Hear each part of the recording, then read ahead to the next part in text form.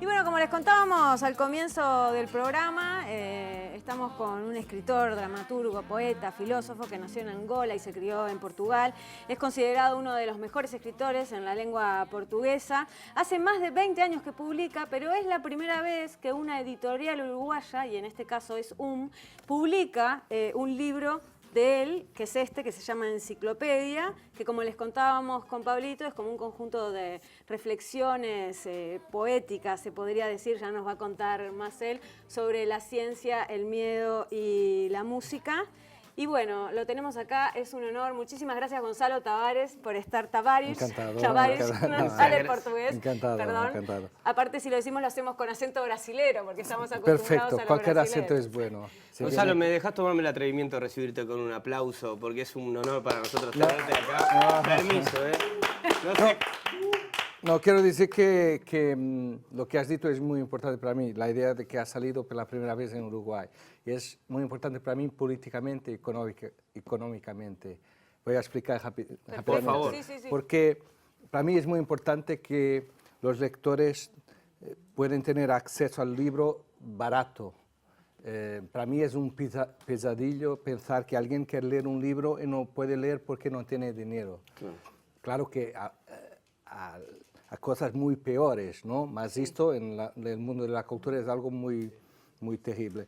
Entonces, a mí me gusta la idea de que, por ejemplo, en castellano, digamos, que es importante que salga en los distintos países, porque yo sé que las personas, por ejemplo, cuando me quieren leer en un país pequeñito, tienen que importar el libro de España. Significa que cuesta 4 o 5 veces Totalmente. más. Entonces, es también algo político.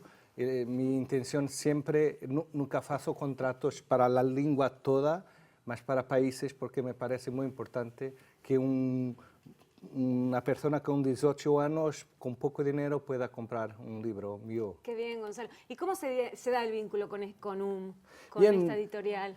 Estamos enamorando un poco de una forma muy erudita, que los enamoramientos eruditos también son interesantes, mas no tanto, mas hacemos lo posible, ¿no? Mas enamoramos unos años y después empezamos con Enciclopedia. Mi obra es muy distinta. Esta es una parte, libro Enciclopedia es, como has dicho, una mezcla de narrativa, pensamiento, y tiene mucho que ver con la idea de que la literatura todo es posible. Y no me gusta mucho la idea de géneros literarios muy estrictos. Claro. La enciclopedia es algo que no sé muy bien decir lo que es, mas pienso que es algo para hacer pensar, que me parece que hoy y ayer continúa a ser importante, ¿no? Te quería preguntar, Gonzalo, justamente esto de que quizás el acceso a la lectura, no sé si la palabra correcta sería fácil, pero sí de textos cortos, que generan una inmediatez, pero a su vez van en contra de los tiempos que llevamos hoy, que todo lo consumimos así y no lo digerimos de repente, ¿no? Que no nos tomamos, o sea, es un acceso inmediato, yo abro, puedo leer al toque, pero cada cosa después tengo que pensarla. Despacio, ¿no? Despacio, total. Sí. Eso es algo que lo tenés presente a la hora de escribir, es algo que estás buscando, se te da... Sí, a mí me gusta la idea de que una persona, que hay dos modos de lectura. Un modo de lectura es leer. El otro modo de lectura es levantar la cabeza y pensar lo que ha leído, ¿no? Leo y después estoy leyendo más en mi cabeza, ¿no? Y intento que todos mis textos tengan dos partes. No me gusta que una persona lea algo como si fuera un dulce que se come y termina. El libro y cada fragmento prosigue su proceso en el lector, en la ¿no? cabeza. Para ejemplificar lo que él está contando, voy a leer, por ejemplo, una parte de breves notas sobre el miedo, que es lo oscuro, y dice: a oscuras, el hombre se aferra una y otra vez a su vocación de no entender las cosas y se queda así, sin ansiedad, solo y estúpido, como alguien que creyese en muchas cosas, pero ninguna de ellas palpable. Por ejemplo. No, sí, Hay una cita que se dice del filósofo Ludwig Wittgenstein que decía que cuando dos filósofos se cruzan en la calle, uno por otro debería decir más devagar, más devagar. Y eso me parece muy bien, que la literatura y la arte tienen que decir para las personas más devagar, como decías, ¿no? Porque todo está muy rápido y la muerte le gusta la rapidez. Es verdad. Sí. Cuando la muerte viene nos decimos más devagar, Sí, más sí. devagar. Más devagar. Y eso pienso que la arte, la cultura, y intento en la enciclopedia susurrar, murmurar más devagar, ¿no? No, y bueno, y lo que decías, porque también hay un tema de generaciones. Recién cuando arrancabas decías lo importante de que alguien con 18 años se arrime al libro Claro. y lo agarre como un objeto y se pueda como interactuar con él, cuando de repente justamente estamos en generaciones que es mucho más difícil que eso se dé de alguna manera. Sí. No, ahora pienso que, por ejemplo, leer es un acto de resistencia, ¿no? Total. Es un acto al mismo tiempo antiguo y de vanguardia, porque Sí. es de vanguardia estar solo cuando todas las personas están nos llamando para los grupos de WhatsApp. Y cuando una persona dice, no, quiero leer, estar solo, es revolucionario. Hoy leer es un acto revolucionario, porque tiene mucho que ver con la solitud voluntaria, no involuntaria. Yo quiero estar solo y leer. Tiene que ver con silencio, por ejemplo. El ruido es tan grande en el mundo, el ruido bueno, el ruido malo, que el silencio es una dádiva, absolutamente. Y la lectura nos da la solitud voluntaria, el silencio, y eso crea la potencia para un pensamiento sobre cosas que muchas veces no son muy habladas, más que tenemos que hablar. ¿Qué estoy haciendo en la vida? ¿Cómo quiero vivir? ¿No? Voy a morir. ¿Cómo quiero vivir antes de morir? Es una pregunta básica que muchas personas olvidan, no sé por qué. No se olvidan de pagar las cuentas de la electricidad, no se olvidan de ver el Facebook si tiene muchos likes, más se olvidan de una cuestión que es, ¿estás viviendo bien? ¿Has sentido tu vida? ¿Vas a morir algún día? ¿Estás contento con tu camino? ¿Bien? Gonzalo, recién hablabas de esto, ¿no? De lo del silencio y eso. Y hoy que estuve leyendo unas entrevistas que te hicieron, no me acuerdo si es un pensamiento tuyo o si citaste a alguien que hablas lo de la capacidad de esconderse. No me acuerdo. Sí. Uno. A mí me gusta mucho la idea de búnker. Eso, Que es de una lo del idea de búnker, exacto. Yo intento, por ejemplo, me cejar de una manera que es una manera, digamos, del siglo XXI. La historia que se cuenta de Proust, antes de escribir En busca del tiempo perdido, él ha cejado en una habitación con cortisa, ¿se dice cortisa? Cortina. Cortina. Sí. Para no escuchar nada, todo cejado para no escuchar nada. Hoy lo que tenemos que hacer es cejar la Internet, no hay otra manera. Entonces necesitamos de crear un búnker espacial y temporal. Y el búnker solo es búnker si no tiene Internet. Eso es terrible Eso es hablar cierto. porque Claro. es contra la corriente, la idea de cuando llegamos a un hotel, decimos siempre si tienes Wi-Fi. Mas me parece que hay una pregunta que va a surgir en las próximas décadas, que, por favor, dime, ¿no tienes Wi-Fi? Espero que no tienes. O sea, los locales, por ejemplo, los aviones, en este momento, que no tienen Wi-Fi en general, son cápsulas muchas veces decisivas para la vida, que las personas súbitamente están conectadas solamente consigo propias, y con su pareja, y de repente se entienden y se perciben en la viaje del avión que su pareja no es la ideal. Claro, sí, pero Y porque no hay Internet. Porque si había Internet no estaban No hay distraídos. salida. Estaban distraídos. no hay salida. Yo te quiero preguntar algo capaz un poco más personal, pero me genera un poco de intriga. Mucho personal no. No, perdón, no demasiado personal, no. Muy bien. Pero me genera alguna intriga saber qué trampas o qué cosas has sorteado en la vida para hoy ser la persona que sos. con esto que nos estás contando, llegar a estas, no sé si son conclusiones, pero sí a esta manera de ver el día a día, lo cotidiano, de entender que necesitamos, o primero supongo que partirá por ti, pero entender la pausa, el silencio, es algo que lo traes desde muy chico. Sí. Siempre fuiste una persona que desde chico escribió y tenías claro que la cosa se nos está yendo de las manos. Claro. O te ha tocado en un momento decirte, no puedo, tengo que parar, tengo que cambiar mi vida. No, mi biografía es un poco rara, ¿no? Porque yo jugaba fútbol a 18 años y mi gran duda era si sería futbolista o sería para la matemática, porque tenía también mucha potencia para la matemática. Y tus padres son, ¿no? Tu madre es matemática Sí, y tu mi padre ingeniero. sí, sí. Y la literatura fue ocupando espacio. Mas a mí, por ejemplo, la idea de solitud me parece siempre importante. Hay una cita de Nietzsche que dice una cosa muy interesante, que es una persona que no gusta de estar solo es porque no gusta de sí mismo, porque estar solo no es estar solo, estar con sí mismo. Si no me gusta estar solo, significa que yo no me he ponido suficientemente interesante como persona para estar conmigo propio. Significa que yo soy una persona desinteresante, soy un tonto. Una persona que no consigue estar sola es un tonto. No, y está diciendo que es un tonto porque no se soporta a sí propio, ¿no? Necesita de una persona, de una música, de un estímulo externo. Sí, claro, porque es un vacío, un hueco terrible. Y eso es, la mayor parte de las personas hoy se están un poco solas, van estar absolutamente deprimidas porque van a ver que no han construido nada. Yo diría que la solitud es un grande objetivo del siglo XXI y diría es un acto revolucionario. Queremos solitud. Que no es lo mismo que estar aislados. Sí, no es lo mismo. Es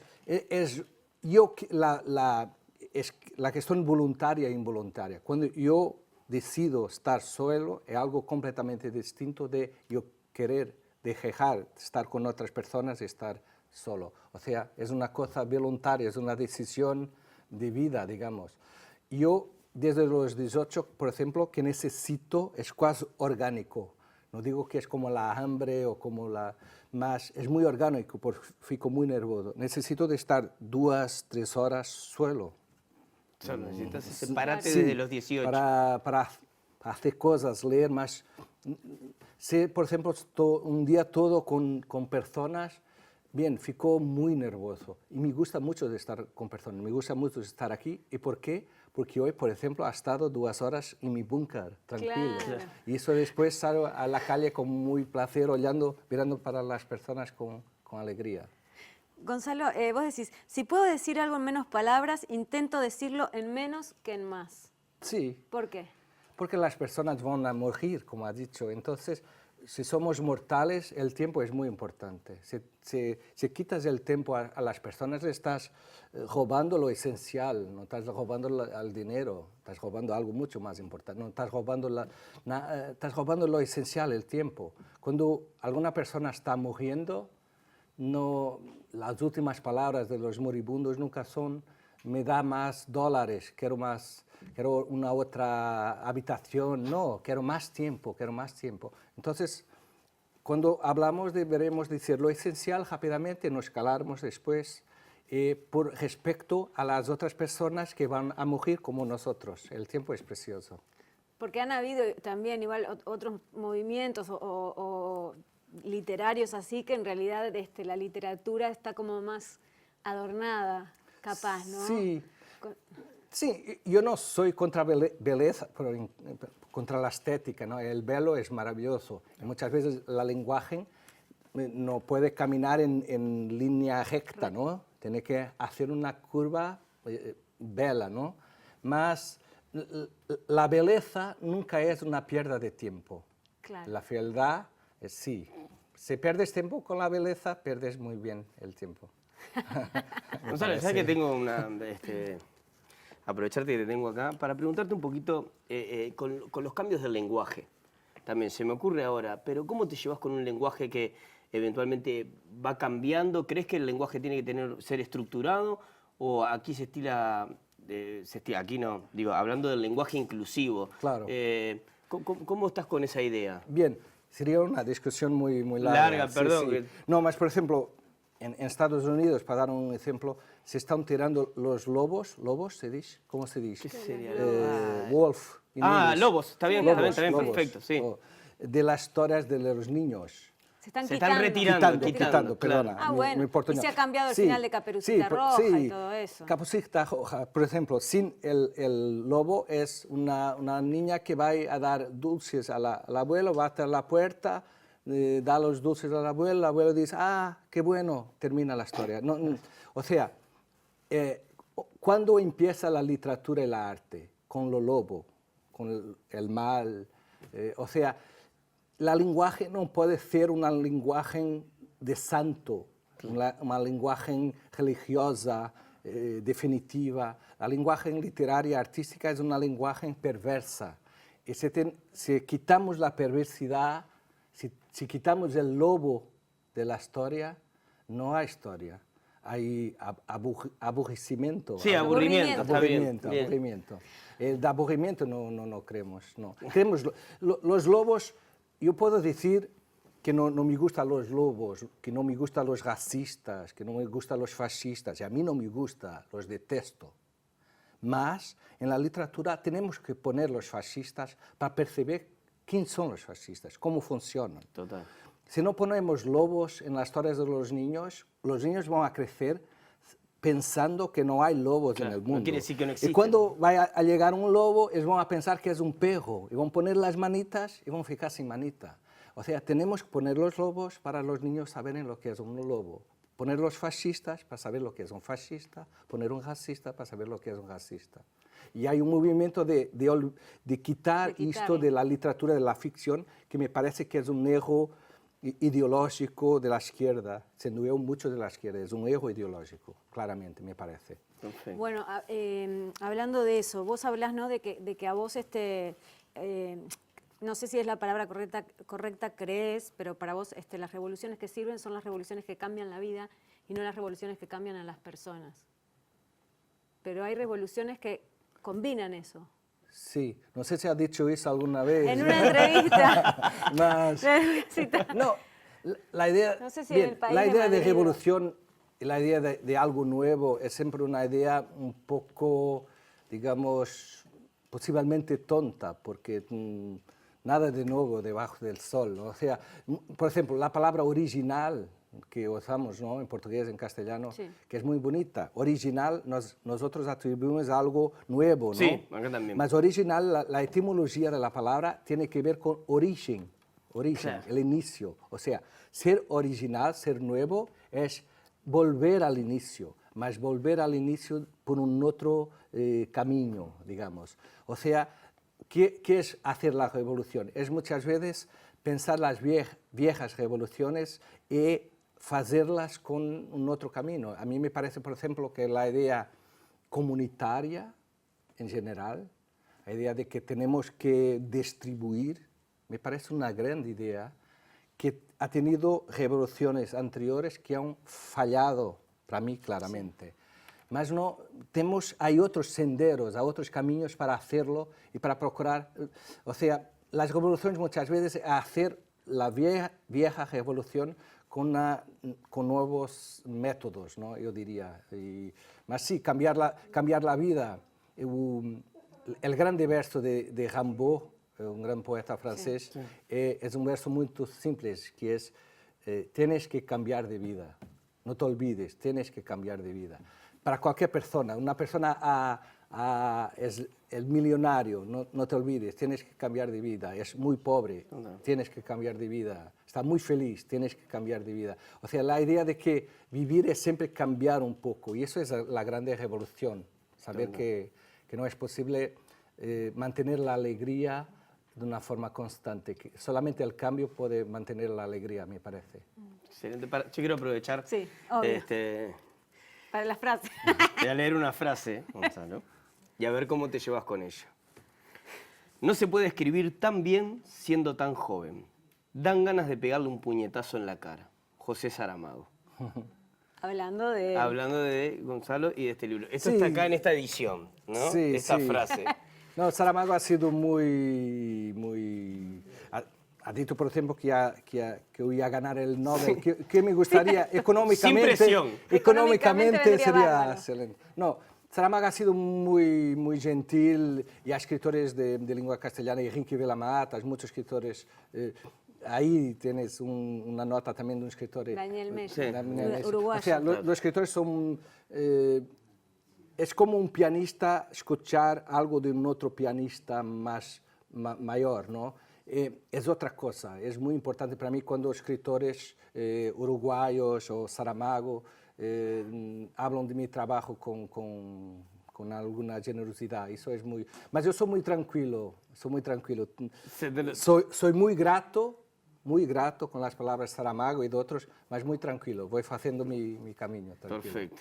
Gonzalo, un gran placer haberte Sí, tenido increíble. en Montevideo. Un gusto conocervos. Les contamos, igualmente, les contamos que el libro se presenta este miércoles en el Museo Zorrilla. Museo Zorrilla este miércoles 13. No recuerdo el horario. Yo no Tampoco, sé. pero debe ser de perfecto. tardecita. Durante el día, pienso. Todo el día. Vayan todo el día que Por van. lo general es a las 7, pero bueno, por la duda de que esté todo mal, fíjense en internet. En el Museo Zorrilla, En el supongo Museo que ahí va a estar toda Zorrilla. la cartelera. Divino, ahí aparte en ese lugar maravilloso. conoces el y Museo Zorrilla? glorioso. Ah, Ha pasado de coche y ha No. visto de fuera. Me Una parece belleza, Gonzalo. Muy bien. Tremendo. Bueno, un placer, la verdad. Muchísimas gracias. Un gusto. Lo despedimos, yo le voy a pedir con un aplauso porque tener una charla así. Gracias. Gracias.